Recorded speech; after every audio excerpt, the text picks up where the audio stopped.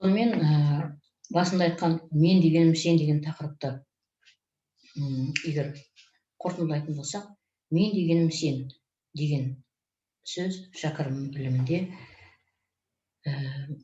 еш уақытта адамдар мен және сен деп бөлінбеу керек дегенді білдіреді. Яғни Абайдың ілімінде де, шәкәрімнің ілімінде де әлем тұтас болатын болса, бір адамның бәрі бір дейді шәкәрім. Адамның бәрі бір болмайды, Алласы оларды бұзатын нәпсінен тауасыз дейді. Міне әлемдегі бөлінушіліктің барлығы бұл біреуге қажет нәрсе болғандықтан, біреудің бұның артында біреуге қажет біреудің мүддесі тұрғандықтан ғана бөлінеді.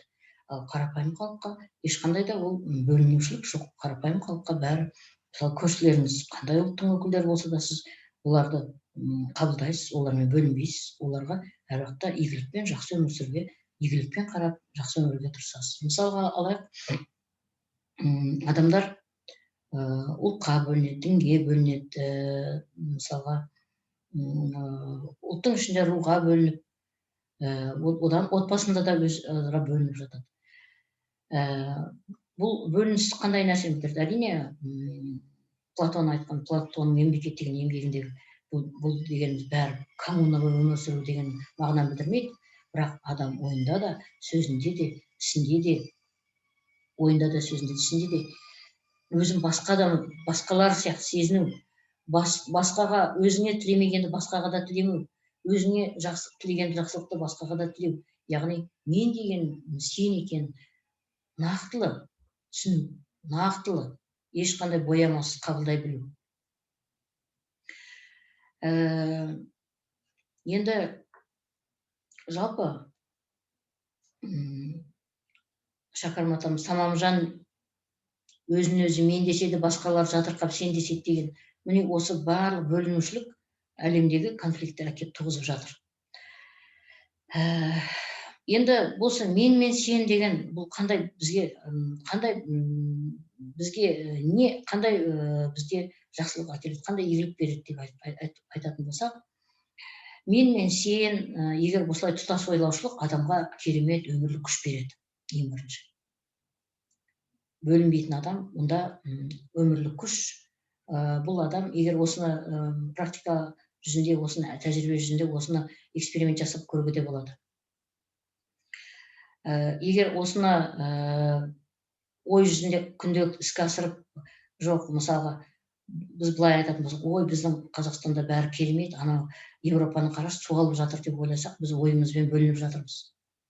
Ал мәселе, шәкәрім атамыз айтады. Бұл ғалам бір, адам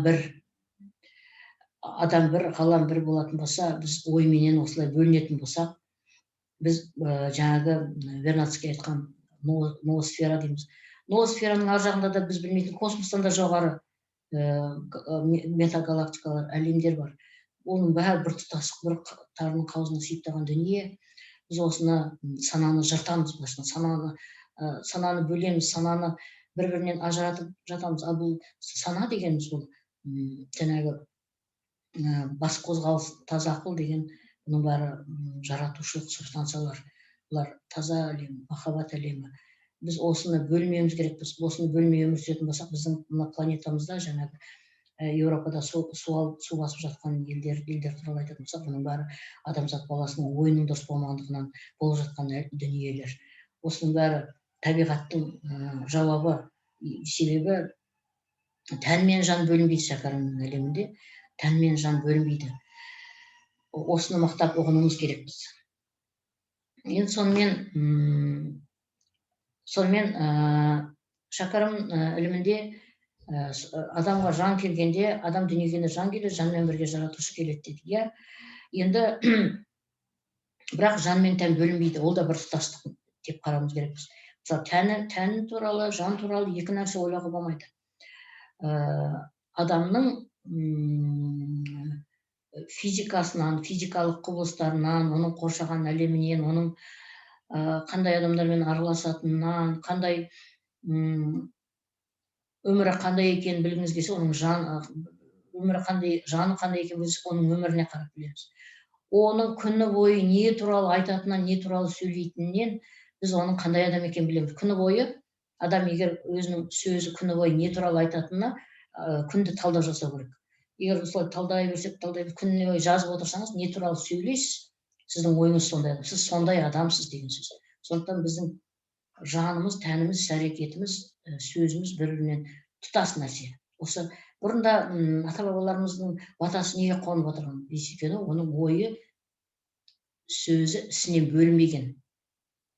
Сондықтан ол сакральды, ол керемет құдірет болған, бата қонады деп сенген, бата алмай, батасыз құл жарымас деген осы құдіретке қатты сенген болатын. Енді жаңағы жан мен тән бір дедік. Бұны Шәкәрім атамызға келетін болсақ, қоршаған денелердің барлығында жан бар дейді. Оған дәлел дейді, бәрі қозғалады дейді. Қозғалғанның бәрі жаны бар. Мінекей Шәкәрімнің өлеңін тыңдайық. Жаралыс басы қозғалыс, қозғауға керек қолғабыс. Жан де мейлің бір мәнде, сол мәнменен болтаныс, әлемді сол мән жаратқан дейді. Бізді қоршаған әлемде заттар бір орында тұрмайды. Ағаш шіриді, сөйтіп жерді қоректендіреді. Сол жерден өсімдіктер, гүлдер өсіп шығады.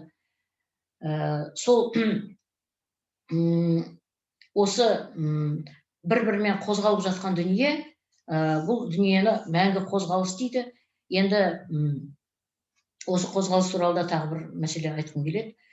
Мысалы, ата-бабаларымыз бұл әлемді жалған деп айтқан. Жалғандықтың бір белгісі, біз біртұтас екенімізді біле алмаймыз, көре алмаймыз. Мысалы, мен мен сен екеніміз, мен мен сен деген бір нәрсе екенін көрмеудің өзі, осы көзімізді біздің перде сияқты жалған ой, біздің мына әлемдегі көпшіліктің ойына ілесіп, жаңағы мүлде қараңғылықта өмір сүрудің өзі, міне осы мен мен сенің жоқтығын көрсетеді. Мен мен сен бір болған жағдайында, мысалы,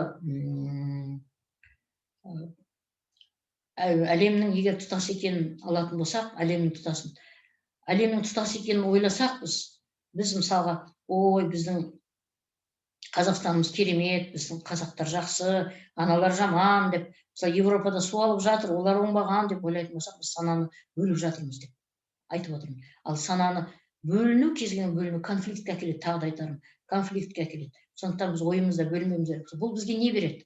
Бұл бізге өмірлік күш береді.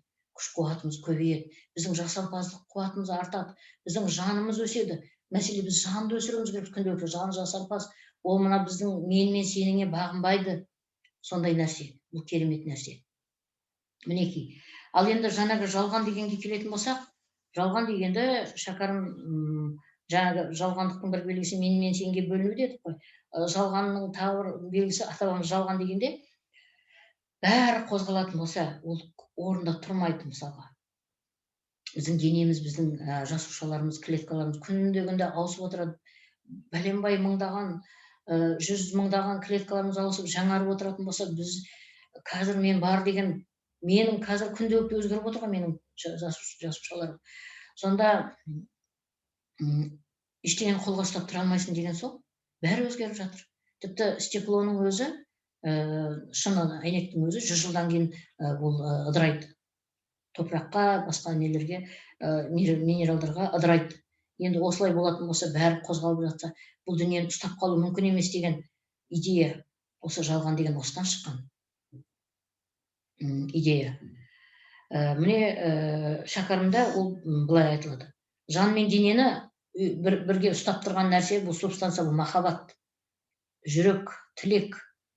Енді тастың да бір-біріне тартылып тұрған себебі, бұл да тастағы тартылыс махаббат дейді. Өсімдіктегі, жан-жануардағы, адамдағы өмірге деген құштарлықта бәрі де жаратқанның, Шәкәрім айтқан жар бейнелі уыз дүниесі, ар дүниесі, бар дүниесі. Мәселен, өлеңмен мысал келтірейін. Шын асықтың әрбірі өліп топырақ болды да, жаратылыстың тағдыры жаратты мені орнына, бәрінің нұры қосылған мол керемет менде бар, жалғыз жарға шоқынған қайда мендей пенде бар деп айтқан екен. Яғни жарға шоқынған дегені бұл Шәкәрім өлеңінде тағы айтам, арына, арын тыңдау, ішкі дауысын тыңдау. Біздің ішкі арымыз бар, сол арымыз айтады.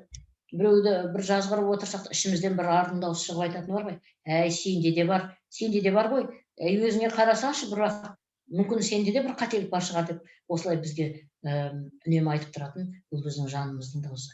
Біз сол ішкі даусымызды тыңдай білуіміз керекпіз. Сонда ғана біз адал өмір сүре аламыз, сонда ғана біз жасампаз күш қуатқа ие боламыз, денсаулыққа ие боламыз ең бірінші. Біз сонда ғана ұрпағымыздың жақсы өмір сыйлай аламыз. Сонда ғана біз бақытты бола аламыз. Сонда ғана біз бұл жалған әлемнен азаттық алып, біздің жаңағы бостандықта өмір сүріп, шығармашылық қуатқа ие бола аламыз. Біз және біздің ойымыз жасампаздық қуатқа ие болып, мына әлемде тіпті ойды материалдандыратын да құдіретке ие болу мүмкіндігіміз бар.